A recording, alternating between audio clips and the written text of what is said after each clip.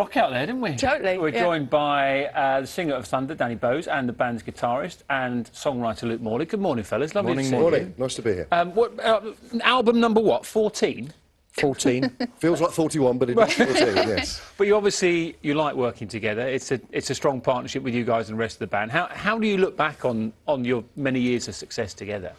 That's a very good question, Dan. One that deserves an answer. How long have you got? Go on then. Well, you've got about, long as you like. about It's been 6 amazing. minutes. It's been amazing. Well, we met when we were 11 years old. 11? Yeah. So that's about 80 years ago. Yes. No, it's 50 years. So, you know, we were children when we met, started our first band at school, and we've been through the kind of trials and tribulations, up and down the mountains and through the valleys. We've and probably everything had else. more good than bad, haven't we? Yeah, you have to Otherwise say, we wouldn't it's been fun. But obviously, when you meet at 11, you obviously know each other inside out. So you've seen the good times and the bad times. You know exactly how each other react in every situation, I would imagine, don't you? Yeah, absolutely. Pretty much. It's pretty telepathic. Absolutely, yeah. Got that? So you knew I was going to scratch my head.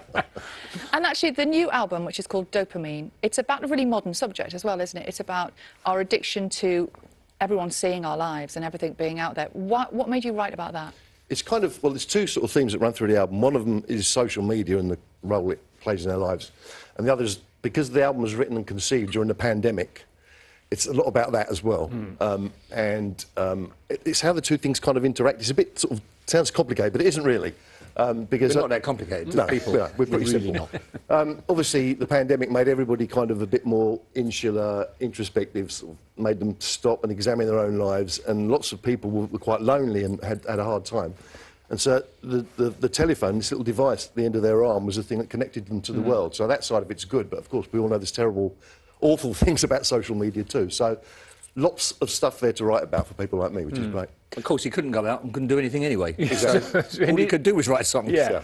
Does social media worry you, concern you, or is it... It does a bit. Yeah. It does Why? a bit. Well, I think we're of an age, we knew what life was like before social media. And to see the way that some people's lives are validated, made important, ruined by social media is something that must be of concern to somebody who knows what life was like before. And so it's, you know, I mean, we see it as a fantastic communication tool for dealing with our audience, people who care about what we do. But I do worry if there is a bit of a time bomb ticking for later on for some people who are living and growing up with it.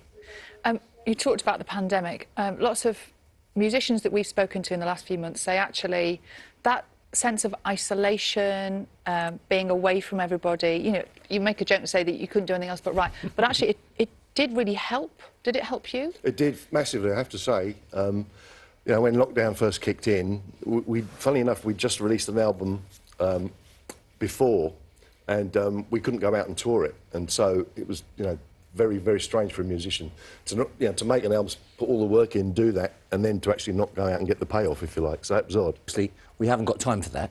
So in 1989, when we started our band, we were 29 years old, we were young men, and we had a certain view on life, which was a lot simpler than it is now. As you get older, you come to realise that, you know, you've said it a couple of times, you can't just keep writing songs about chasing girls. Let's face it, they can all run faster than us now, so we can't do that anymore. But, you know, you feel different about things, you know, as time goes by. You know, you get family, your life changes. Yeah. And Luke's always written about the things that he sees, things he feels that's going on in the world. And the social commentary that's gone on in our records, it's been there from the beginning. And now it just seems to be a little bit more... what we call it, just a bit more prevalent. As I get older, I'm moaning more, basically. Yeah, you know, That's what happens, really. There's nothing wrong with that. That's it. It's just a grumpy old man. And you're taking this moaning on tour. Yes, we are going to moan all over Nice. the UK. I love the way you did that. When are the dates, can you remember? Yes, I can remember, yes. We're playing in Cardiff at the Motor Point Arena, we're playing at Leeds, we're playing in London at Wembley Arena, we're playing Birmingham, Resorts World Arena, or whatever they call it this week, and we're playing Leeds First Direct Arena. And there must be something special as well for someone who, a band who'd been on tour many times in the past, to get back to that. I know you said the pandemic helped with writing, but that response from a crowd, that's still something you live It's the for, isn't payoff. it? We can't wait. It's when the house lights go down and you hear the crowd.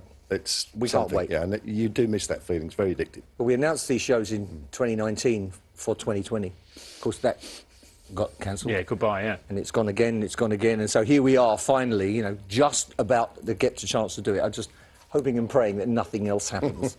Well, hopefully it's been brilliant. Thank you very much for coming in and telling us a bit about it. And we should say the new album is called Dopamine.